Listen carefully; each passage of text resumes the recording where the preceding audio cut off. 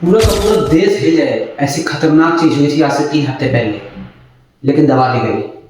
हुआ क्या था आखिर? बिहार के पटना शहर में एक लड़की अपने हॉस्टल में बेहोश मिली। कानून का मजाक कैसे बनाया जाता है, इससे बड़ा एग्जाम्पल आपको देखने को नहीं मिलेगा। उस लड़की को हॉस्पिटल ले जाया गया और हॉस्पिटल में ही उसकी मौत हो गई।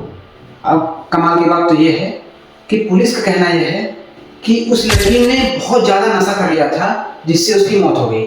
एसएसपी ने भी अपने बयान में ये बताया कि ड्रग के ओवरडोज होने की वजह से इस लड़की की मौत हो गई है और इस लड़की की उम्र को 18 साल बताया।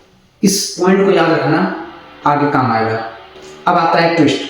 पोस्टमार्टम रिपोर्ट में साफ साफ बताया गया कि इस लड़की के साथ गैंगरेप हुआ था। गर्दन और छाती में जख्म के निशान थे, कमर पूरी नीली हो गई थी और इसके प्राइवेट पार्ट्स में इतनी ज्यादा इंजरी हुई थी कि ये कंफर्म है कि इसके साथ 2 से ज्यादा लोगों ने रेप किया था। 2 घंटे से भी ज्यादा वो लड़की उन रेपिस्टों से लड़ी थी, लेकिन कुछ नहीं हो पाया।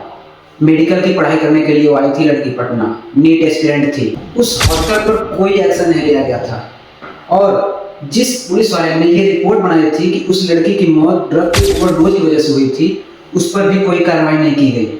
और सबसे कमाल की बात, उस लड़की की एज 18 साल बताई गई थी, जिससे अगर कभी रेपिस्ट पकड़ा भी जाए तो उसके ऊपर पॉक्सो एक्ट ना लगाया जा सके। और कमाल की बात तो ये रही कि किसी भी मेनस्ट्रीम मीडिया ने इस मैटर को हाईलाइट नहीं किया और करेगी भी नहीं जब तक इस पर कोई पॉलिटिकल, रिलीजन और कास्ट का एंगल नहीं आ जाता। इस देश में लड़कियों को लक्ष्मी माना जाता है, लेकिन क्या मतलब ऐसी योजनाओं का?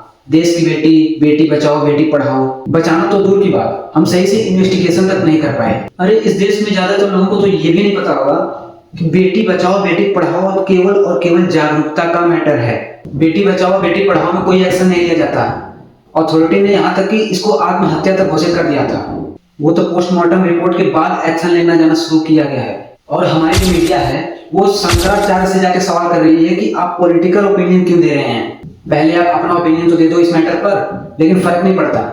देश की जो मेन एक्सट्रीम मीडिया है वो पूरी तरह से बिक चुकी है। आज के समय में एक कॉमन इंसान और सोशल मीडिया बहुत ही काफी है इन सरल मुद्दों को उठाने के लिए।